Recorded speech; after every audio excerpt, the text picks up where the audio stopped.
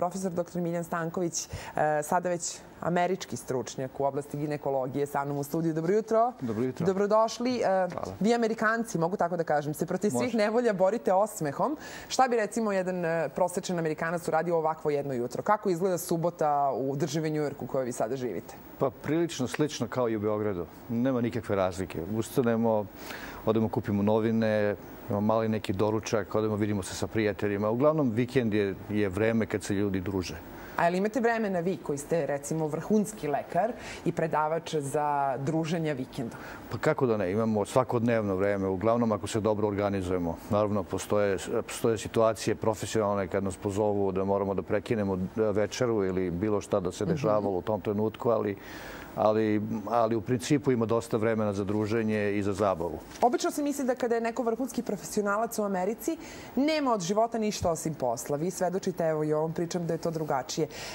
Oblast ginekologije deluje kao da je apsolvirana. Onda se s vremena na vreme pojavi neki novi problem na kojem morate da radite i da razvijate tehnike borbe protiv toga. Koje su trenutno oblasti vašeg interesovanja kada je o ginekologiji reč? Ja se bavim generalnom ginekologijom i akušerstvom, znači ja i porađam i operišem, pri čemu razlika između možda ginekologije u Americi, tehnologija je zaista uzela maha poslednjih 10-15 godina, naročito u domenu uroginekologije što se tiče nevoljnog oticanja urina plus prolapsa karličnih organa.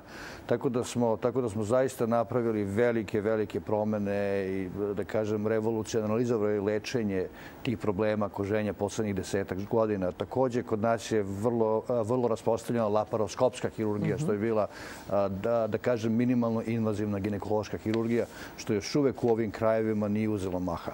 Sa kolegama ste organizovali 2 predavanja na Vojno-medicinskoj akademiji, vrhunskoj našoj zdravstvenoj ustanovi. Kolege su vam otvorile vrata i čini mi se vrlo su raspoloženi za saradnju, sudeći makar prema poseti na ovim predavanjima i njihovom interesovanju. Upravo tome o čemu ste pričali ste i predavali. Kakav vam je utisak? Gde su vaše kolege u Srbiji danas, a gde ste vi koji ste na zapadu? Pa mislim da ima nekoliko ljudi koji prate te nove događaje u toj ginekologiji, ali mislim da to nije dovoljno i da je to daleko ispod potrebe srpskog naroda i ne samo srpskog, nego i krajeva bivše Jugoslavije u smislu lečenja. Tako da mislim da postoji potreba komunikacije na ovoj relaciji ne samo sa VMA, nego i sa ostalim institucijama i privatnim i društvenim u Srbiji.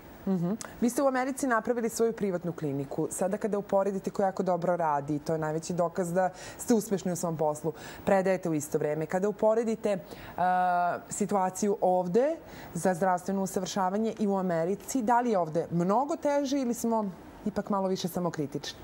Pa bio je jedan kongres juče, to je takozvana ginekološka nedelja i proveo sam 2 sata i otprilike video sam da se ništa nije promenilo u poslednjih 16 godina kako sam ja otišao. Još uvek se manje više radi medicina koja je bila 40. i 50. godina prošlog veka. Mislim da su autoriteti lokalni prilično konzervativni i na neki način sprečavaju prodor novih ideja i novih stručnjaka. A šta su nove ideje? Šta su novi trendovi u ginekologiji? Pa postoje nove tehnologije. Drugozdravstveni sistem nije rešio problem finansiranja, što je još uvek problem.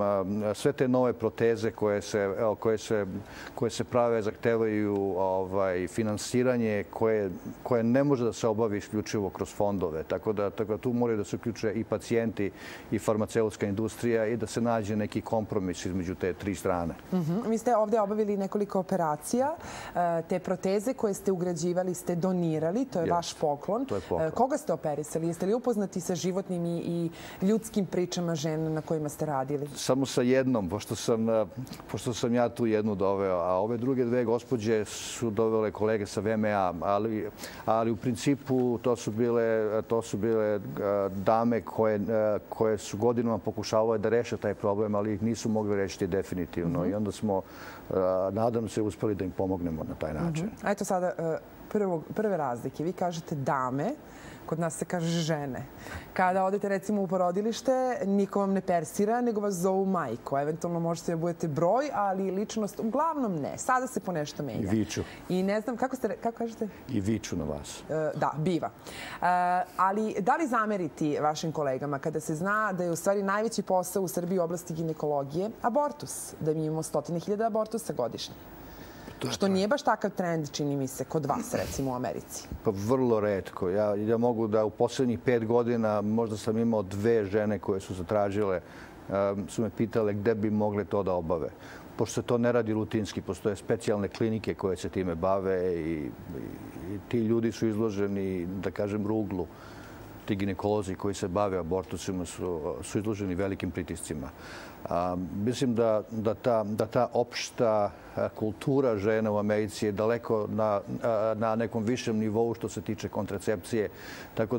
Tako da ljudi, bez obzira kako im je imovinsko, socijalno i drugo stanje, oni će pre krenuti sa nekom kontracepcijom nego rizikovati trudnoću koja je neželjena u tom trenutku. Pa čak i neželjene trudnoće se obično završavaju porođajima zato što ljudi imaju takav odnos i zbog religijskog i porodičnog miljeja.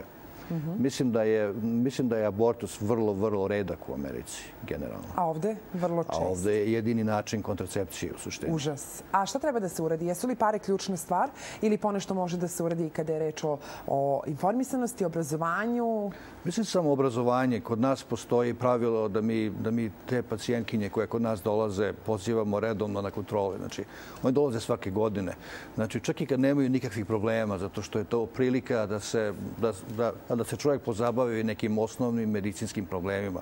Ginekolozi nisu samo operatori i oni koji porađaju, već ginekolozi leče i dijabet, i hipotireozu, i kontracepciju i tako dalje. Znači, mi uvek možemo da pomognemo svakoj osobi, a pre svega da im damo kontracepciju, da im proverimo krvne pritiske, da ih uputimo u nekom preventivnom smislu da spreče neku težu bolest. Tako da taj odnos prema medicini je znatno izražen, bez obzira da li je neko sirotinja ili je bogat. Da, a mi smo gledali tih nekoliko filmova, recimo Michaela Moore, u kojima nam se pokazuje da je zdravstveni sistem u Americi katastrofa i da tamo ljudi bezmalo umiru, a da niko ne brine o njima. Vi kažete da to nije baš tako? Pa nije to baš tako. Činjenica je da ima jedan ogroman broj ljudi bez osiguranja, ali delimično je to i njihova krivica.